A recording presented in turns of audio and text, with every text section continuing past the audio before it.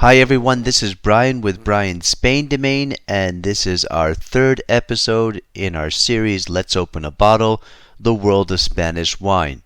In the first two episodes, we talked about a number of general things regarding the subject of wine and Spain, but today we are going to focus on the first of our many regions, many regions, and we're going to start with a relatively easy and famous choice, the region called Rueda, or Rueda if I'm using a little more English pronunciation. It's R-U-E-D-A. The town of Rueda is 175 kilometers northwest of Madrid. That's about 110 miles.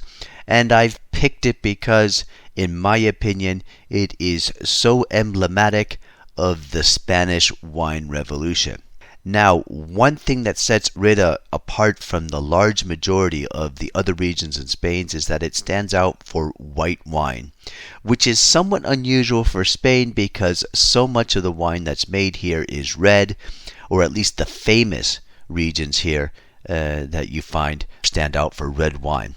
But there are some fairly well-known white wine regions too, such as Rías Baixas in Galicia and its famous Albariño. The Godellos are becoming popular too. Those are from different areas in Galicia, as are the Ribeiros from that region, Chacolís from the Basque Country. What else? You have some fairly well-known white wine regions in Catalonia and even the Canary Islands. And also you find white wine everywhere in all the regions. There's always some there. But we will see that the vast majority of the famous wine in Spain tends to be red wine. Anyway, as I was saying, Rueda is a world apart because it has gone from a relative no-namer to perhaps the most successful white wine producer in Spain in a matter of 20 or 30 years. It's extraordinary when you think about it. The region we know today, Rueda, gets its name from the town I was mentioning, but as a wine producer, it has been around for ages. The wines are mentioned for the first time in the 11th century during the reign of Alfonso VI, King of Castile and Leon at the time. And this is the time when the Verdejo grape, Verdejo, which is the most famous, the most emblematic variety of this region, was said to have been introduced by the Mozárabes, which were a group of generally Christians who lived in the Muslim-controlled territories, Al-Andalus. Just where they got that variety from seems unclear, so there's a bit of a mystery out there for people to unearth. But the best guesses say that it probably came from North Africa, and that would follow if the Mozárabes got it from the Muslims. So they started planting the vines and growing the grapes and making the wine. And by the later Middle Ages and onwards to the 16th century, 17th century, the wines from that area became quite popular. And they were known as dorados. They were sort of fortified wines. By fortified wines, I'm talking about wines that are similar to sherry. And they underwent an oxidation process that was quite slow, taking up to 10 years or so. And that would give the wine a chance to take on that sort of rich golden color. And that shouldn't surprise us because we will see that this kind of wine in general, higher levels of alcohol, stronger wines, fortified wines, are very popular back then, and you will find them all over the country. But anyway, during the 19th century, that famous louse, and we're talking about a real louse, the hated phylloxera, a microscopic vermin from North America, which nearly obliterated the vineyards of Europe. Well, here the same thing happened. It inflicted immense damage on the vineyards. I think something like 2/3 were supposedly destroyed. It was a nightmare, as it was for many parts of Europe and Spain, obviously. But we'll look at this over and over again because we're going to see how this invasion, this plague, would actually have, in certain ways, a positive effect on Spanish wine. But we'll get to that at a different time. In terms of Rueda, well, one of the impacts it had was the use of the Verdejo grape. Winemakers looked to more productive varieties and incorporated ones like Viura, which is sort of famous in Rioja. It's also known as Macabeo, and you find it in other parts of Spain, or the Palomino grape, which was the standard grape for the sherry regions. Both varieties tend to produce a lot of grapes.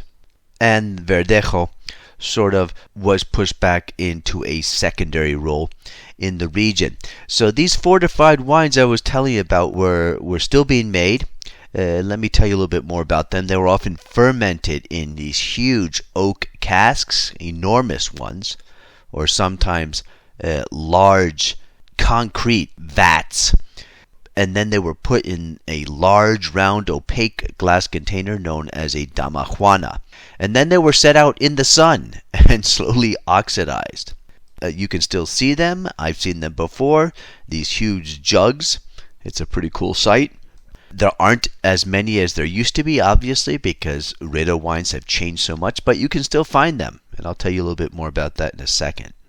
Rueda slowly recovered, as I was saying, from the phylloxera plague. And the wines back then actually weren't really known, for the most part, as Rueda. They actually were known more as Vinos de Medina. There's a town nearby, a very historic town called Medina del Campo. That's actually where Isabella, the Catholic of Columbus fame, died. And they were highly prized.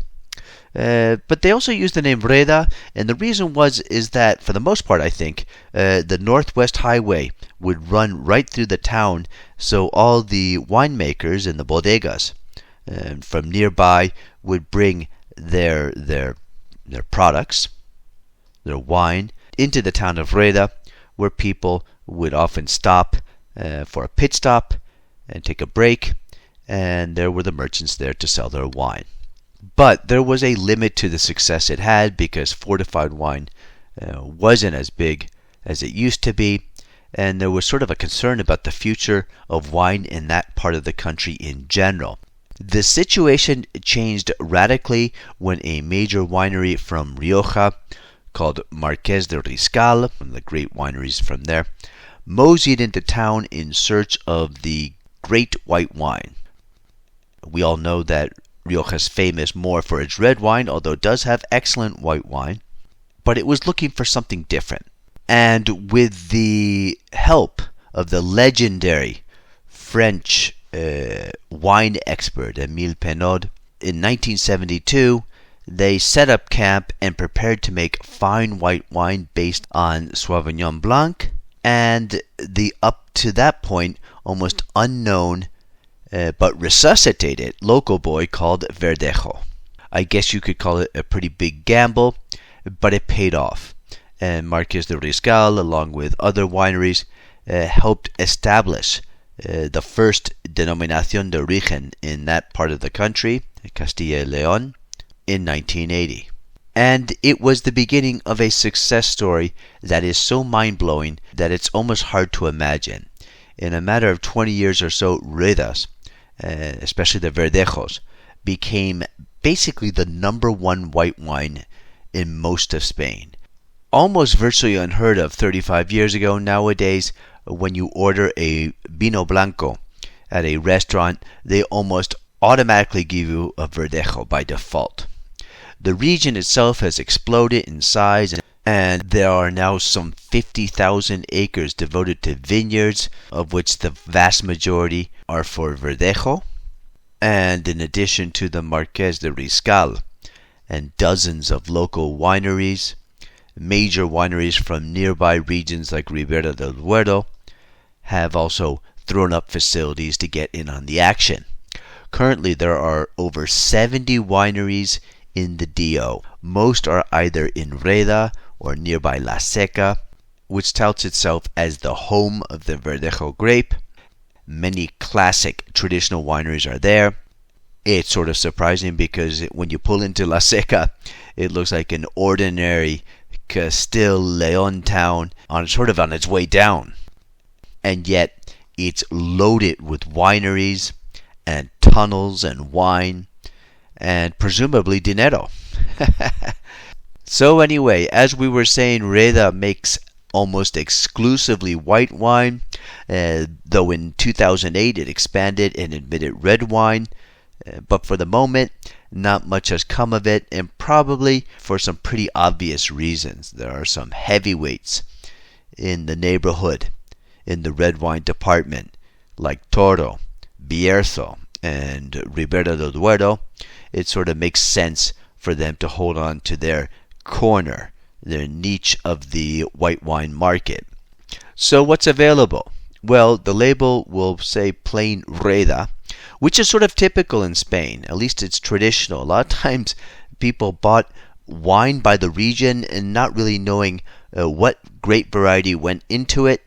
That has sort of changed over the years. People are now ordering by the variety, which was something they didn't really used to do before. But here, Rueda, for the most part, is going to be Verdejo, although it can be a blend with other varieties like Sauvignon Blanc or Viura. And of course, there are also some excellent varietals made just from Sauvignon Blanc.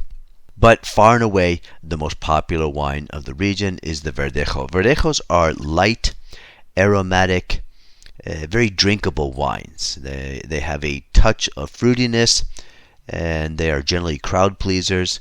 That bouquet often highlights citric aromas, pretty balanced, light-bodied, fairly acidic, but not excessive. Just a good light white wine, and something this country needed. And that probably explains part of its success. And that pretty much sums up the vast majority of its production.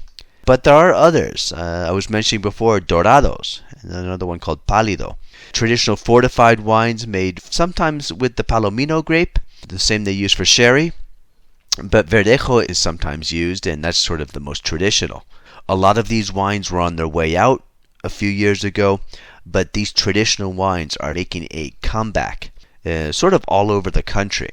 And that's good news for those of us who like to try new and different things. And I think it's an opportunity you shouldn't pass up. You can also get rosados. You can get reds. But once again, these make up a very small percentage of the total production. You can even get some sparkling wine, both white and pink. And so that's what's available. One of the biggest advantages to this wine is often its price. For years, Ruedas have been a great choice, with most offers coming in under 10 euros, at least in Spain, and the vast majority under 15. They are also widely available at stores, wine shops, grocery stores, bars, just about anywhere. Just the other day, I needed a bottle of white wine for a dinner. I went to a local bar in this town I go to in the mountains. I said, "Do you have a white wine for me?" He said, "Yep." It was a Rueda. It was 8 euros from the bar, and it was fine. It was decent. There are also some special wines, old vine wines, oak fermented wines, specific vineyards, etc., that cost more. But anyway, as I was saying, the selection for the most part is more than reasonably priced, and it has stayed that way despite its immense success over the years. And that says something for this region, because not every region has been that true to its customers. There are others that have come out of the woodwork, so to speak, and the fame has gone to their heads and to their bank accounts. They've really exploited their popularity, in my opinion. But Rueda has behaved itself, we'll put it that way. To be honest, I'm sort of surprised Ruedas have not caught on internationally the way I think they should. For the most part, they are very likable wines and inexpensive, as I've mentioned. And you can find them abroad, but they aren't as widely available as you'd expect. But, exports have been on the rise. From 2016 to 2021, for example, they increased from about 10.9 million to 14.3 million bottles, which comes to about a 31% increase. And that's about 14% of the total production of Rueda wine. But then if you look at it carefully, about 50% of the exports go to, or at least went to, Holland and Germany. Traditionally big fans of cheap Spanish wine. The US, for example, actually saw a 16% drop during the same period, though the pandemic may have had something to do with that. But still, the numbers are encouraging but not stellar. and it's a bit surprising. Nonetheless, Rueda is getting there to the international market, and it does have its fans. I remember, for example, being in a small classic bar in the sleepy town of La Seca, and a small-framed elderly man sort of shuffled in. He was wearing typically modest clothes, trousers, a beret. I think he was probably even using a cane. And nothing about him suggested wealth or fame. And yet I was with this friend, and he sort of nudged me, and he said, "Did you know that this man has sold his wine to the White House?" And I said I didn't. And he didn't tell me who he was, and I was stupid enough not to ask. But it did tell me something about the place.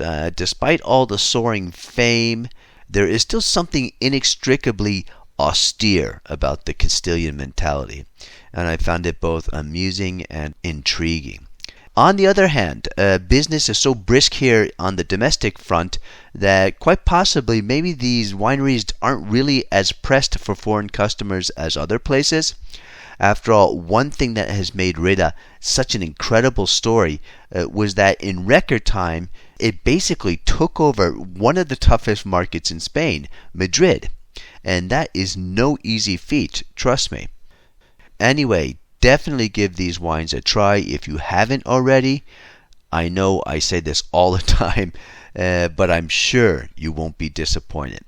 So anyway, Dio Rueda, a kind of microcosm of the Spanish wine revolution, especially that first wave of the revolution. As we shall see, it's not the only one. And that'll be all for today. We hope you've enjoyed this podcast by Brian Spain Domain.